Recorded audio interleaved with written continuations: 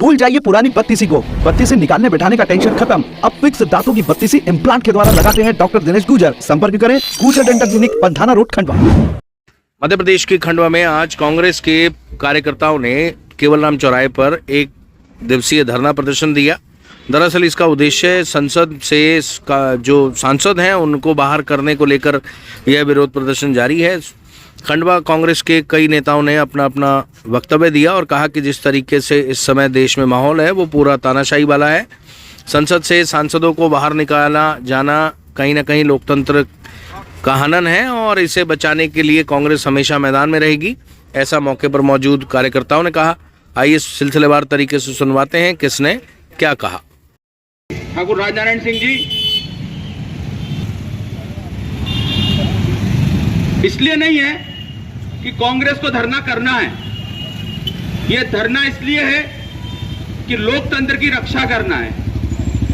जिस लोकतंत्र को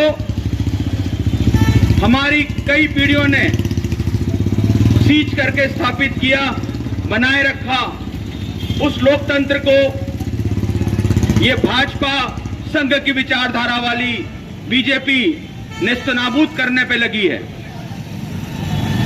ये वो संघ है, ये वो भाजपा है जिसका आजादी में कोई योगदान नहीं था।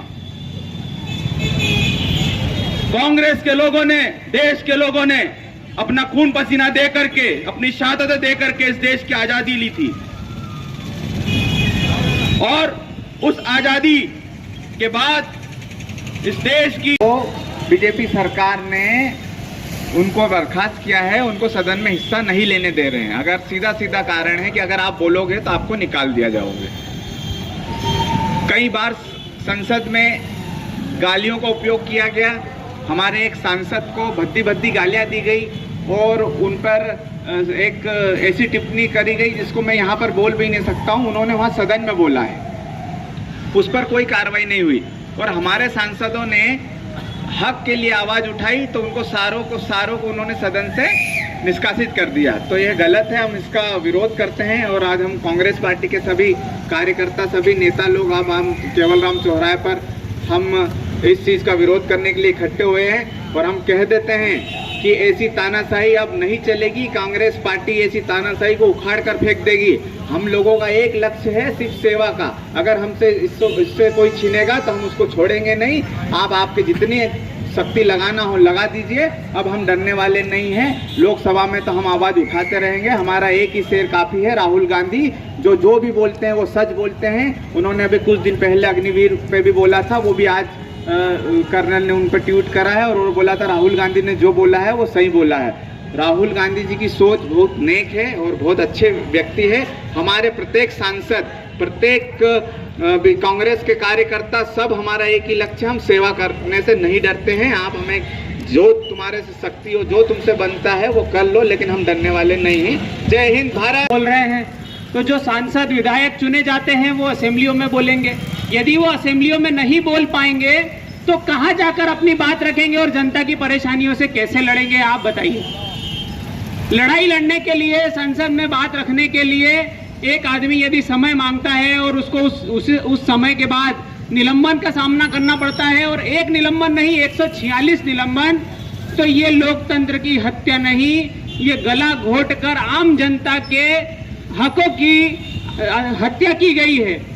आम जनता क्या महसूस करेगी? एक विपक्ष का काम होता है सवाल पूछना। यदि सवाल पूछने में अक्षम हो रहा है विपक्ष, क्यों? क्योंकि बीजेपी अपनी तानाशाही कर रही है। आप देखिए, यदि 2 बेरोजगार युवा वहां संसद तक पहुंचे हैं और वो अपनी बात कहना चाहते हैं कि युवा आज बेरोजगार है, तो इसमें गलत क्या है? हर घर में, हर दूसरे घर में युवा बेरोजगार है। इसकी आवाज कौन उठाएगा?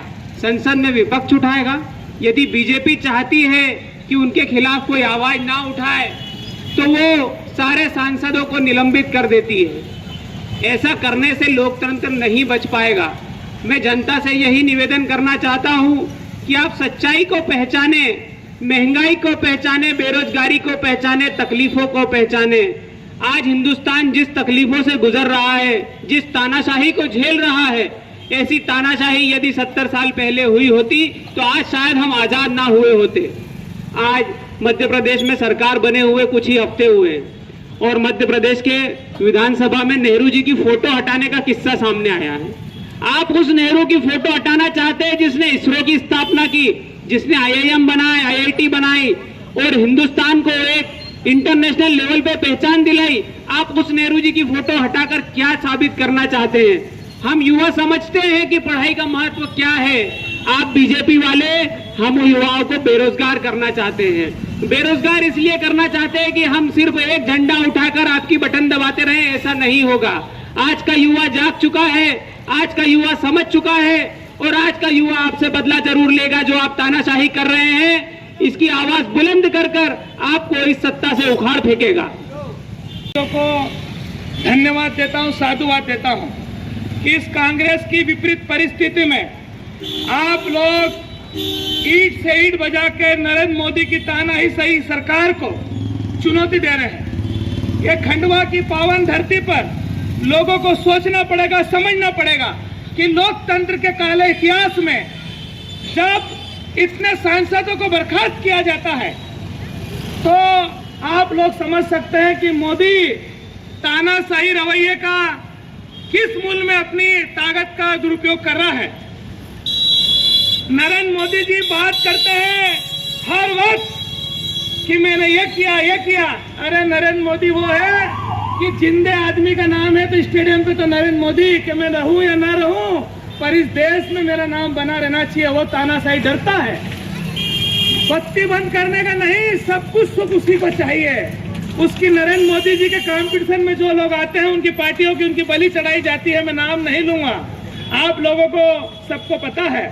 रमन सिंह देख लो, वसुंधरा जी को देख लो, हमारे मामा शिवराज झूठे को देख लो, तो ये नरेंद्र मोदी के कॉम्पिटिटर थे। उनका शीश अमित शाह जी को प्रधानमंत्री बनना उन्होंने 10 साल पहले का सोच लिया, पर इस बार देश की जनता जान चुकी है, देश की जनता ने ठाना है कि नरेंद्र मोदी जी आपकी तानाशाही से लोग पक चुके हैं, परेशान हो चुके हैं। जब सांसद को आप बर्खास्त कर रहे हो तो सोचो वो सांसद आपकी लहर में जीत के आए तो उस लहर में आपको चुनौती देते हैं, उनको बर्खास्त करना चाहते हैं।